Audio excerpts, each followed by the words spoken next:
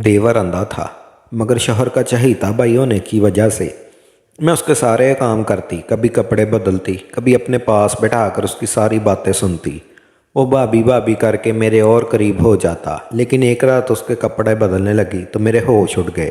जब उस रात देवर मैं शादी होकर अपने ससुराल आई तो रिश्तेदार खवातीन ने मुझे सहन में बिठा दिया। मेरे सामने ही चारपाई पर मेरा छोटा देवर बैठा टुकर टुकर मुझे देख रहा था और मुस्कुरा भी रहा था। सरसरी सी नज़रें मेरी इस पर पड़ती थी। मुझे ये बात बहुत बुरी लगती कि वह टकरी बांधे मुझे ही क्यों देखे जा रहा है। इस वक्त मैं 17 साल की थी, प्यारा सा लड़का था, लेकिन ऐसी हरकत। 20 मिनट तक मुख्तलिफ़ किस्म की खवातीन मेरे पास आती रहीं और मुझे मिठाई खिलाती रहीं, लेकिन मेरा देवर ना उठकर मेरे पास आया और ना मुझसे कोई बात।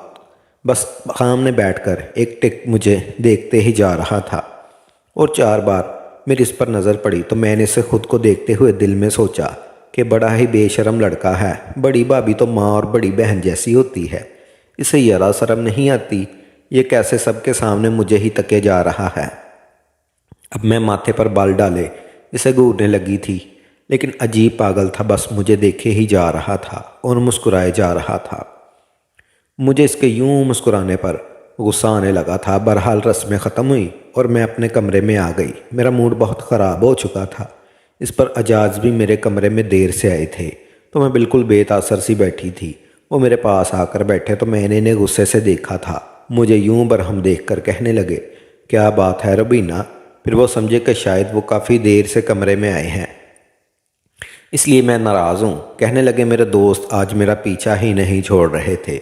तुम तो जानती हो ऐसे मौके पर दोस्तों की अटकेलियाँ अरूज पर होती हैं। बहरहाल फिर अजाज की तारीफ सुनकर मेरा मूड बहाल हो गया। मैंने देवर की बात को अपने शौहर के सामने दोहराया नहीं था। ये क्या सोचेंगे, आते ही मेरे भाई के बारे में ऐसी बातें करनी शुरू कर दी। मेरा शौहर का बस एक छोटा भाई था, हामद। वालदैन हयात ना थे।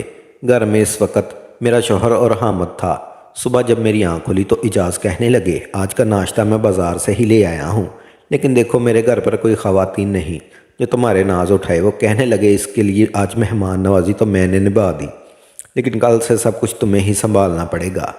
ये बात मैं पहले से जानती थी, इसलिए मैंने कोई भी इतराज़ नहीं किया। जैसे ही मैं नाश्ता करने के लिए बाहर आई तो दस्तरखान पर मेरा देवर बैठा था। मैं उसके सामने बैठ गई। उसने मुझे सलाम किया, फिर मुझे देखकर मुस्कुराने लगा। जब इजाज़ दस्तरखान के पास आए तो मेरे बजाय हामद के पास बैठ गए। उसकी प्लेट में चने डाले और नान तोड़कर अपने हाथ से खिलाने लगे। देखकर मुझे बड़ी हैरत हुई थी, और इससे ज़्यादा हैरत मुझे ये हुई कि हामद अब भी सामने बैठा मुझे ही देखे जा रहा था। उसे तो अपने भाई का भी लिहाज ना था, और गुस्सा मुझे भी इजाज़ पर आने लगा। वो तो उसे टोक सकते थे, और फिर ये भी मुझे अजीब लग रहा था कि इजाज़ इसे खुद क्यों खिला रहे हैं। वो 17 साल का लड़का था, क्या खुद नहीं खा सकता था? मैंने कहा, इजाज़, हामद खुद भी खा सकता है, आप अपना नाश्ता करें। मेरी बात सुनकर वो कहने लगा,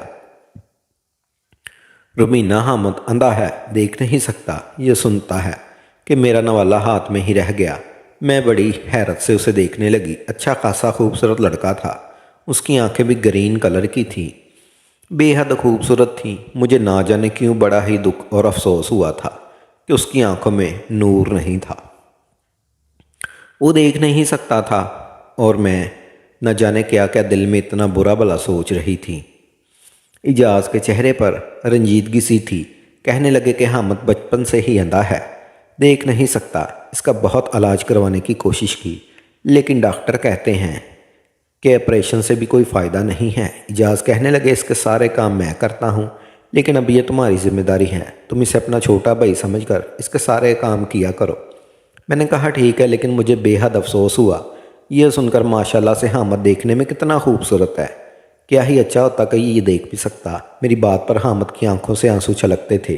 कहने लगे, भाभी, मेरी बड़ी ख्वाहिश थी कि मैं आपको देखता, लेकिन देखे मेरी बदकिस्मती, मेरी एक ही भाभी है और मैं उसे भी देख नहीं सकता। देर पहले मेरे दिल में हामद के लिए नफ़रत थी, जज्बात थे, और वो अब हमदर्दी में बदल चुके थे। लेकिन मेरे होश इस वक्त उड़े जब इजाज़ ने अपनी ड्यूटी ज्वाइन की। जब वो अपने काम पर जाने लगा तो मुझसे कहने लगा कि हामद को खाना भी तुम ही हाथ से खिलाओगी اور کپڑے بھی تم ہی پہناؤ گی۔ کھانے کا تو سن کر ٹھیک تھا، لیکن کپڑے، یہ سن کر تو میرا دماغ تھوڑا سا چکرایا تھا۔ میں نے کہا اجاز یہ غیر مناسب سی بات ہے، میں کیسے اسے کپڑے بدلوا سکتی ہوں؟ کہنے لگے کہ چھوٹے بھائیوں کی طرح سمجھو اسے۔ یا رب، میں آفس کے کام سنبھالوں یا اسے سنبھالوں؟ بہرحال تم خود مینج کر لینا، یہ کہہ کر وہ چلے گئے۔ میں بے حد پریشان تھی، ابھی یہ سوچ رہی تھی کہ کیا کروں کیا نہیں، جب مجھے حامد کے کمرے سے پکارنے کی آوازیں آئیں۔ وہ بھابھی بھابھی کہہ کر پکار رہا تھا۔ میں اس کے کمرے میں گئی تو وہ پینٹ اور بنیان پہنے کھڑا تھا۔ کہنے لگا یہ شرٹ مجھے پکڑا دیں، نہ جانے بھائی نے کہاں رکھ دی ہے۔ پورے بیڈ پر ہاتھ مار مار کر دیکھ چکا ہوں، لیکن سمجھ نہیں آ رہی۔ اس کی شرٹ بیڈ کے کنارے پر لٹکی ہوئی تھی۔ میں نے وہ شرٹ اسے پکڑا دی۔ اس نے شرٹ پہن لی، لیکن بٹن وہ ٹیڑھے بند کر رہا تھا۔ مجبوراً مجھے ہی آگے بڑھنا پڑا۔ میں نے کہا تم چھوڑ دو، میں تمہارے بٹن بند کر دیتی ہوں۔ میں نے اس کی شرٹ کے بٹن بند کیے تو وہ خوش ہو گیا، کہنے لگا میرے بال بھی بنا دے بھابھی۔ میں نے ڈریسنگ سے کنگا لیا اور اس کے بال بھی بنا دیے۔ پھر کہنے لگا مجھے اپنا ہاتھ دے۔ میں نے کہا وہ کیوں؟ کہنے لگا دے تو صحیح۔ میں نے ڈرتے ڈرتے اپنے ہاتھ اسے پکڑا دیا۔ یہ سوچ رہی تھی کہ وہ کیوں میرا ہاتھ پکڑنا چاہتا ہے۔ اس نے ہاتھ اپنے دونوں ہاتھوں میں لیا، کہنے لگا آپ کا بہت بہت شکریہ۔ یہ کہہ کر اس نے میرا ہاتھ چھوڑ دیا۔ آپ کو دیکھ تو نہیں سکتا، لیکن محسوس تو کر سکتا ہوں، اس لیے آپ کا ہاتھ پکڑ کر محسوس کرنا چاہتا تھا کہ بھابھی کیسی ہوتی ہیں۔ مجھے تو ماں کی محبت بھی نصیب نہ ہوئی۔ بہت چھوٹا تھا جب میری والدہ کا انتقال ہو گیا، اور والد ابھی 2 سال پہلے ہی فوت ہوئے۔ جب تک میرے والد زندہ تھے تو وہی مجھے سنبھالتے تھے، لیکن اس کے بعد ساری ذمہ داری اجاز بھائی پر ڈل گئی، اور شادی کے بعد آپ نے بھی چند دن اچھے نہیں گزارے کہ میرا بوجھ آپ پر پڑ گیا۔ وہ بڑا افسردہ سا یہ کہہ رہا تھا۔ میں نے کہا تم کسی پر بوجھ نہیں ہو، اور مجھ پر تو بالکل بھی نہیں۔ میری بات پر وہ مسکرانے لگا، کہنے لگا آپ بہت اچھی ہیں، میرا اتنا خیال رکھتی ہیں۔ لیکن جیسے جیسے وقت گزرتا گیا، میرا دیور حامد کی حرکتیں کچھ عجیب سی ہونے لگی تھی۔ وہ مجھ سے بہت زیادہ بے تکلف سا ہونے لگا تھا۔ اب تو مجھے خود پکار کے کہتا مجھے شرٹ پہنا دے، مجھ سے بٹن صحیح سے بند نہیں ہوتے۔ کبھی کہتا تولیے سے میرے بال خشک کر دے۔ یہ کام تو وہ خود بھی کر سکتا تھا۔ مجھے تو لگا کہ بس ایک دیور ہے اور ایک شوہر، مجھے تو گھر میں کوئی کام ہی نہیں ہوگا۔ لیکن میں تو اس حامد کی وجہ سے گن چکر سی بن کر رہ گئی تھی۔ ابھی کچن میں برتن ہی دھو رہی تھی تو وہ بھابھی بھابھی چلانے لگتا۔ میں بھاگی دوڑی اس کے کمرے میں جاتی تو ہنسنے لگتا، ہاتھ میں موبائل پکڑا ہوتا۔ کہنے لگا میرے ساتھ بیٹھ کے یہ لطیفہ تو سنے ذرا، کتنا فنی ہے۔ وہ دیکھ تو نہیں سکتا تھا، لیکن سن سکتا تھا، اس لیے موبائل پر قصے کہانیاں اور لطیفے سنتا۔ اس کا شوق یہی تھا۔ میں کہتی تم سن رہے ہو نا، خاموشی سے سنتے رہو۔ اب مجھے یہ بتاؤ کہ میں برتن دھوؤں، کھانا بناؤں، یا پھر میں تمہارے ساتھ بیٹھ کر لطیفے سنوں؟ میں نے بڑے پیار سے اسے ڈانٹا تھا اور احساس بھی دلایا تھا کہ مجھ پر بہت زیادہ ذمہ داریاں ہیں۔ وہ میری بات سن کر ہنسنے لگا، کہنے لگا میرے پاس بیٹھے اور میرے ساتھ لطیفے سنا کریں، آپ کی طبیعت بھی خوش باش ہو جائے گی۔ کام کیا، چھوڑے کام کو، کام بھی کوئی ختم ہوتے ہیں۔ میں اس کے برابر میں بیٹھ گئی۔ میں نے کہا اچھا چلو یہ بتاؤ، اب تمہیں بھوک لگے گی تو کیا کھاؤ گے؟ وہ ہنسنے لگا، کہنے لگا آپ کا بھیجا کھاؤں گا۔ میں اٹھ کر کھڑی ہوگی۔ میں نے کہا خبردار، اب جو تم نے مجھے آواز دی، سمجھے نا، بس کام کے وقت ہی مجھے بلایا کرو، مجھے بھی کھانا بنانا ہے۔ اجاز مجھے بریانی کا کہہ کر گئے ہیں، اب تمہیں بھی تو بریانی پسند ہے نا، اور تمہیں کیا پتہ کہ اتنا وقت لگ جاتا ہے بریانی بنانے میں، اوپر سے اتنی گرمی ہے کہ کچن میں کھڑا بھی نہیں ہوا جا رہا۔ یہ کہہ کر میں باہر چلی گئی۔ 3-4 گھنٹے لگ گئے تھے مجھے کچن سمیٹتے ہوئے۔ میں نے بریانی بنائی، کباب بنائے، میں بالکل تھک چکی تھی۔ باہر آئی تو گھر گندا پڑا تھا۔ گھر کی صفائی کا پھر سوچا کہ حامد کا کمرہ بھی لگے ہاتھ صاف کر دوں، لیکن جیسے ہی اس کے کمرے میں داخل ہوئی، وہ چیزوں کو ٹٹول کر اپنا کمرہ خود صاف کر رہا تھا۔ اس کے ہاتھوں میں ایک کپڑا بھی پکڑا ہوا تھا جس سے وہ فرنیچر صاف کر رہا تھا۔ میں دیکھ کر مسکرانے لگی۔ میں نے کہا تم یہ کیا کر رہے ہو؟ میں کر دیتی ہوں۔ میں نے اس کے ہاتھ سے کپڑا چھینا۔ وہ کہنے لگا نہیں، آپ تھک جائیں گی۔ مجھے بہت برا لگ رہا تھا کہ سارے کام بھائی نے آپ کے سر پر ڈال دیے ہیں۔ بھابھی ایسا کریں کہ مجھے بتا دیا کریں چھوٹے موٹے کام جو میں کر سکتا ہوں، میں کر لیا کروں گا، وہ بڑی سنجیدگی سے اور فکر مندی سے کہہ رہا تھا۔ میں نے کہا کہ کچھ بھی کرنے کی ضرورت نہیں، تم بیٹھے رہو۔ میں نے اس کا ہاتھ پکڑا اور اسے پکڑ کر بیڈ پر بٹھا دیا اور موبائل اس کے ہاتھ میں تھما دیا۔ میں نے کہا تم بس ویڈیو سنا کرو۔ میں نے اسے ایک ویڈیو لگا دی جس میں لطیفے تھے، لیکن اس نے تو موبائل کے ساتھ ساتھ میرا ہاتھ بھی پکڑ لیا اور مجھے اپنے پاس بٹھا لیا۔ کہنے لگا آپ نے کام اب کچھ نہیں کرنا۔ اس نے میرا ہاتھ مضبوطی سے پکڑا۔ میں نے کہا حامد یہ کیا حرکت ہے، میرا ہاتھ چھوڑو، شام ہو گئی ہے اور مجھے چائے بھی بنانی ہے، تم بتاؤ چائے کے ساتھ کیا کھاؤ گے، تمہارے لیے کچھ فرائی کر دوں۔ کہنے لگا کچھ نہیں کھانا مجھے آپ سے، مجھے اپنے ہاتھ کچن میں لے کر جائیں، بس مجھے بتائیں کہ چائے کیسی بناتے ہیں۔ میں نے کہا تم میری فکر چھوڑو۔ یہ کہہ کر میں نے اپنا ہاتھ اس کے ہاتھ سے چھڑوایا اور کچن میں آ گئی۔ اس کے لیے چائے بنائی، شامی کباب بھی تلے اور اس کو چائے دے دی۔ کباب کھاتے ہوئے مسلسل میری تعریف کر رہا تھا۔ پھر اچانک ایک دن وہ ایسا ہوا کہ میرے ہوش اڑ گئے۔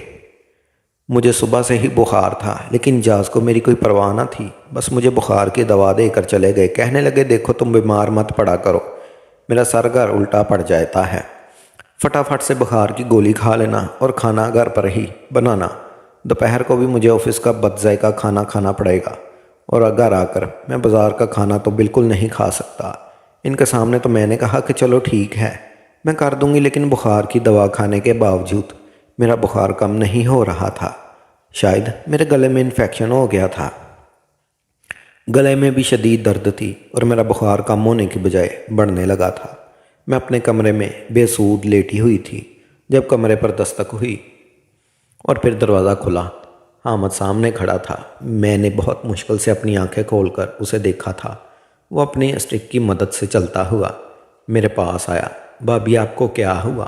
آپ نے ابھی تک میرا ناشتہ بھی نہیں بنایا، مجھے بہت شدید بھوک لگی ہے۔ میں نے کہا میری طبیعت ٹھیک نہیں، مجھے بخار ہے۔ یہ سن کر وہ پریشان سا ہو گیا۔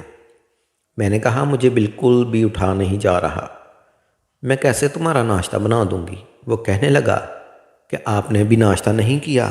میں نے کہا کہ نہیں، میری ہمت نہیں ہے کہ میں اٹھ کے ناشتہ بناؤں۔ ایسا کرو تم اجاز کو فون کر دو، اسے کہو کہ جلدی گھر آ جائے، مجھ سے کچھ بھی نہیں ہو رہا۔ میری بات سن کر وہ کمرے سے باہر چلا گیا۔ کچھ ہی دیر بعد اس کی چیخنے چلانے کی آوازیں آنے لگی۔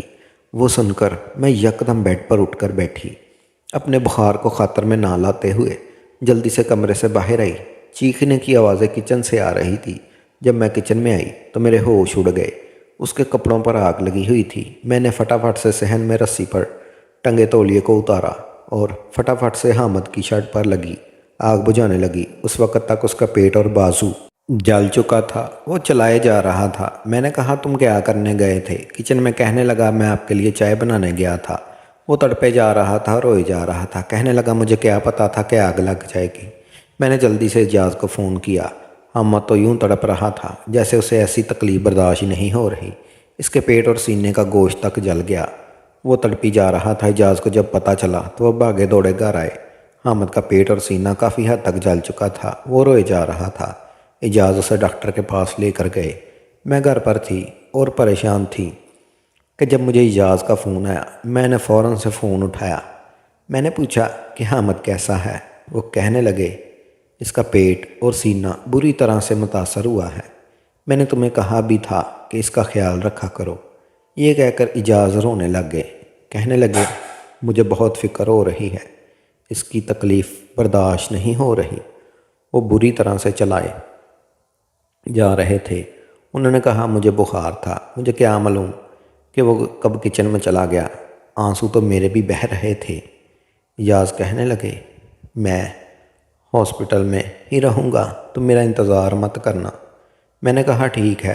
مجھے لگا صبح تک حامد کو افاقہ ہو جائے گا، وہ ٹھیک ہو جائے گا، پھر گھر آ جائے گا، میں اس کا بہت خیال رکھوں گی اور وہ چاندی دل میں بلا چنگا ہو جائے گا۔ لیکن جو خبر مجھے صبح سننے کو ملی میرے ہوش اڑ گئے۔ اجاز نے کہا حامد ہم میں نہیں رہا۔ یہ سننا تھا کہ میں رونے لگی۔ میں نے کہا اجاز آپ کیا کہہ رہے ہیں؟ اس کو بس ذرا سی آگ ہی لگی تھی تو اسے کیسے کچھ ہو سکتا ہے، وہ کیسے مر سکتا ہے؟ میں روئے جا رہی تھی رو تو اجاز بھی رہے تھے۔ کہنے لگے آگ اس کے دل تک پہنچ چکی تھی۔ بہت کوشش کی ڈاکٹروں نے کہ وہ بچ جائے، لیکن اسے تکلیف سہی نہیں جا رہی تھی۔ پوری رات میرا بھائی درد سے روتا رہا، میرا ہاتھ پکڑ یہی کہتا رہا، بھائی میں مرنا نہیں چاہتا، مجھے جینا ہے، مجھے بچا لو۔ ابھی تو بہن جیسی بھابھی ملی ہے، لیکن وہ جا چکا تھا۔ ہم دونوں میاں بیوی کے لیے بڑا صدمہ تھا۔ مجھے اکثر گھر میں حامد کی بھابھی پکارنے کی آوازیں آتی تھی۔ میں بھاگ کر اس کے کمرے میں جاتی تو خالی کمرہ دیکھ کر پھوٹ پھوٹ کر رونے لگتی۔ مجھے لگتا ہے وہ ہنس رہا ہے، کہہ رہا ہے، بھابھی چھوڑیں، سارے کام میرے پاس آ کر بیٹھ جائیں، میں آپ کو لطیفہ سناتا ہوں۔ چند ماہ بعد امید سے ہوئی تھی اجاز، میرا بہت خیال رکھنے لگے تھے، لیکن یہ پورا عرصہ بھی میں نے حامد کی یاد میں روتے ہوئے ہی گزار دیا تھا۔ وہ بالکل بے زر انسان تھا اور میرا بہت احساس کرتا تھا۔ میں خود کو کوس رہی تھی، کاش میں اٹھ ہی جاتی، ناشتہ بنا لیتی تو وہ یوں نہ چلا جاتا۔ میرے گھر بیٹا پیدا ہوا۔ اجاز بہت خوش تھے، کہنے لگے نام تم اپنی مرضی کا اس کا رکھو۔ میں نے کہا مجھے اس کا نام حامد رکھنا ہے۔ میری بات سن کر اجاز کی آنکھیں بھی آبدیدہ ہو گئی تھی۔ میں نے اس بچے کو سینے سے لگا لیا۔ میں نے کہا اللہ تعالیٰ نے ہمیں دوسرا حامد دے دیا، یہی اب ہمارے غموں کا مددگار ہوگا۔